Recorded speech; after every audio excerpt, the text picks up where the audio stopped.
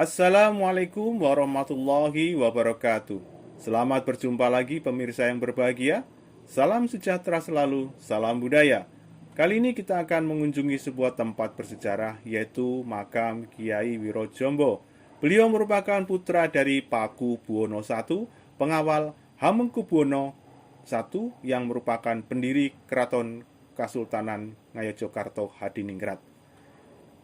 Tempat tersebut berada di Dusun Kancahan, Sidomulyo, Godean, Sleman, Daerah Istimewa Yogyakarta.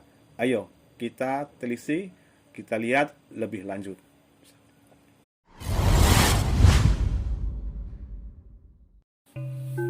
Kiai Wirojombo Donomurah.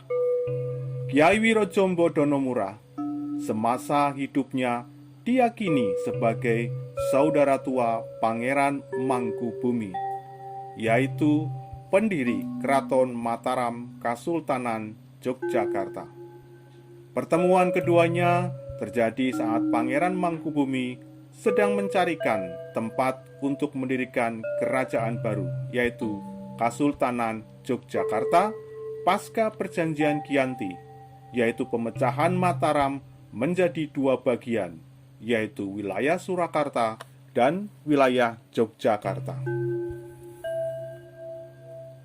HB1 atau yang dikenal dengan Hamengkubuwono I yang saat itu adalah seorang pangeran Mangkubumi, memilih untuk mencari wilayah barat sebagai tempat kerajaan baru. Kiai Wirojombo dikisahkan selalu suka dengan memancing ikan di Sungai Gagak Suruh. Sungai itu terletak di sebelah timur makam. Dan saat itu juga dusun yang bernama Dusun Kancahan belum ada karena masih berbentuk hutan liar. Ketika keluar dari Istana Mataram Surakarta, Bendoro Raden Mas Suyono yang bergelar Pangeran Mangkubumi, putra Sunan Amangkurat IV, mencari tempat untuk mendirikan kerajaan baru. Pangeran Mangkubumi melanglang buana dan akhirnya bertemu dengan Kiai Wirojombo.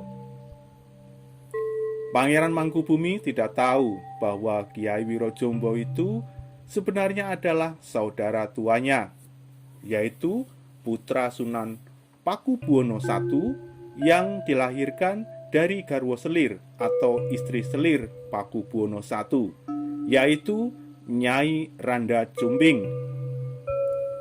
Sebaliknya, Kiai Wirojombo sudah mengenal jati diri Pangeran Mangkubumi. Pertemuan itu terjadi di saat sedang memancing ikan di Sungai Gagak Suruh. Di saat itu, Pangeran Mangkubumi melihat tubuh Kiai Wirojombo bersinar.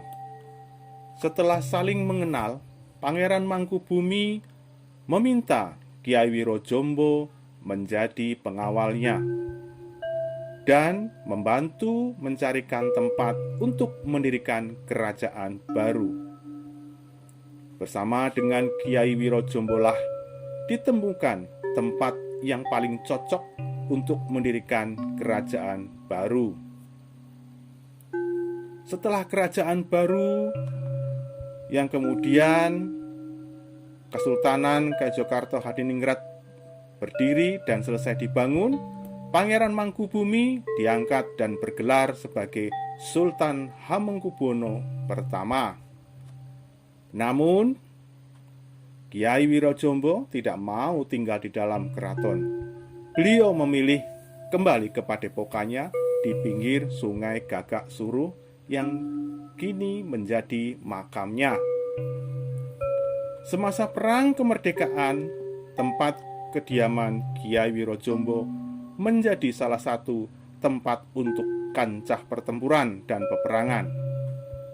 Namun, siapapun yang berlindung di padepokan beliau selalu terhindar dari terjangan peluru kompeni Belanda.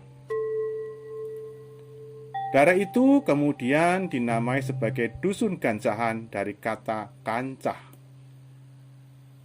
Adapun makam Kiai Wirojombo disebut makam Suru lantaran dengan sungai Kakak Suru dekat. Semasa hidupnya, Kiai Wirojombo selalu bercocok tanam atau bertani. Hasilnya dibagikan kepada siapa saja yang membutuhkan. Dikala itu, Kiai Wirojombo selalu menyediakan tali untuk mengikat kacang panjang dan tanaman yang lainnya, agar warga yang membutuhkan bisa dengan mudah membawa hasil tanamannya. Karena beliau itu suka berderma, maka beliau berubah namanya atau dikenal namanya berbeda, yaitu menjadi Dono Murah.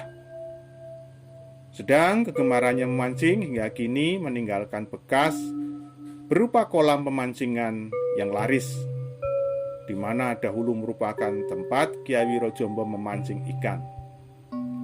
Dan kini diabadikan dengan menjadikan tempat itu sebuah bangunan bendungan berisi ikan dan untuk memancing serta sebagainya lah.